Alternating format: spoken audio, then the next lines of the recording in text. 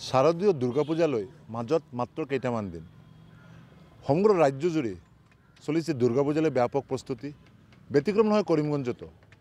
যোৱা বছৰৰ পৰা মহামাৰী কৰোনাৰ বাবে সকলো পূজা অনুষ্ঠান প্ৰায় বন্ধ হৈ পৰিছিল, কিন্তু এইবেলি সমগ্ৰ ৰাজ্যৰ লগতে কৰিমগঞ্জতো কৰোনা সংক্ৰমণৰ শংকা যথেষ্ট মাত্ৰাত হ্ৰাস পাইছে, যাৰ ফলতে চৰকাৰৰ ফালৰ পৰা দিয়া হৈছে নতুন SOP আৰু এই ক্ষেত্ৰত লকডাউনৰ সময়সীমাও বঢ়াই দিয়া হৈছে, যাৰ ফলতে শাৰদীয় দুৰ্গা পূজালৈ সকলো মনতে এক আনন্দ উৎসাহ পৰিলক্ষিত হৈছে।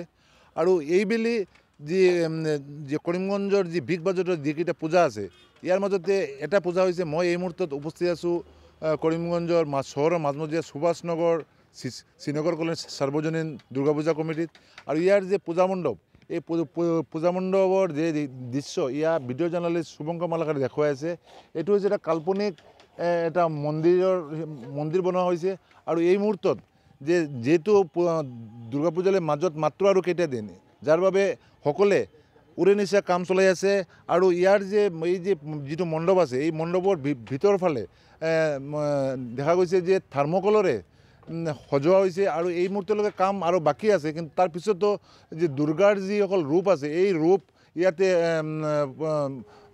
দেখুৱাৰ কাৰণে তেওঁলোকে দুৰ্গাৰ যে আন যিসকল ৰূপ আছে ইয়াতে থাৰ্মকলৰ মাজেৰে সজাই তোলা হৈছে। আৰু মুঠতে ক'বলৈ গ'লে যে ইয়াৰ যে ভিতৰৰ যে দৃশ্য, এয়া অতি মনোৰম দৃশ্য হয়, কিয়নো এই যিটো সাৰ্বজনীন শ্ৰীনগৰ যিটো দুৰ্গা মণ্ডপ যিটো আছে পূজা কমিটি, এই পূজা কমিটি এইবাৰ জানিব পৰা মতে তেওঁলোকৰ প্ৰায় 50 বছৰ পূৰ্তি হৈছে। তো এই 50 বছৰ পূৰ্তি উপলক্ষে তেওঁলোকে যোৱা বছৰো ইয়াতে তেওঁলোকে পূজা পাতিব পৰা নাই, কিন্তু এইবাৰ চৰকাৰৰ ফালৰ পৰা দুৰ্গা পূজা পতাৰ অনুমতি দিয়া হৈছে যদিও, কিন্তু এই ক্ষেত্ৰত বহুকেইটা বিধি নিষেধ দিয়া হৈছে। তো সেইসকল মানিয়ে দুৰ্গা পূজা পতা হ'ব। তো এই ক্ষেত্ৰত আমি এই যি কমিটিৰ যি এগৰাকী সদস্য আছে, আমি তেওঁৰ পৰা পোনে জানিবলৈ যত্ন কৰিম যে তেওঁলোকে এইবাৰ এই কোভিড সৃষ্ট পৰিৱেশৰ মাজত তেওঁলোকে কেনেদৰে পূজা পাতিব আৰু এই ক্ষেত্ৰত তেওঁলোকৰ কিমান বাজেট আছে বা কি। সুভাষ নগর শ্রীনগর সার্বজনীন দুর্গা পূজা কমিটি হয়। এখানে আপনাদের মানে এই যে এবার যে পূজা, এইবার আপনাদের কত বছরের পুজো? আমাদের পূজার এবার 50 বছর পূর্ণ হয়েছে। সুবর্ণ জয়ন্তী উপলক্ষে আমাদের বড় বাজেটে পূজা হচ্ছে এবার আমাদের কলেজের মাঠের পূজাটা। তাই আমরা সবাই মিলে এটা চেষ্টা করবো যে এই পূজাটা যাতে সুন্দর সুস্থ হোক, সুন্দর চলুক পূজাটা, আর সবাই যাতে পূজাটা উপভোগ করতে পারে।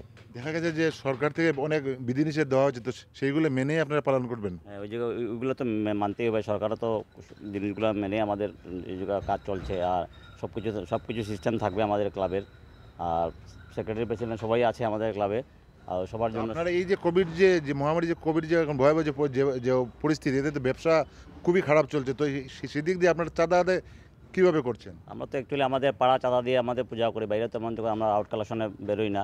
আর টুকটাক আমাদের বাইরে চেনা জানা যারা আছে ওদের কাছে চাঁদা আনা হয়, আর বাকি সব আমাদের ক্লাবের থেকে ক্লাবের মেম্বাররা মিলে এই পূজাটা সুন্দরভাবে সুস্থ করার জন্য আমরা সব চেষ্টা চালিয়ে যাচ্ছি। হয় যে এই যে সাৰ্বজনীন যিটো পূজা মণ্ডপ যিটো আছে সুভাষ নগৰ আৰু শ্ৰীনগৰ কলনীৰ, এওঁলোকে বাহিৰৰ পৰা কোনো চাঁদা কালেকশ্যন কৰা নাই। তেওঁলোকৰ কমিটিৰ যি সদস্য আছে তেওঁলোকৰ পৰা চাঁদা আদায় কৰি তেওঁলোকে এইবাৰৰ যে 50 বছৰ পূৰ্তি উপলক্ষ যিটো তেওঁলোকৰ হৈছে, সেইটো তেওঁলোকে সুবৰ্ণ জয়ন্তী পালন কৰিব। আৰু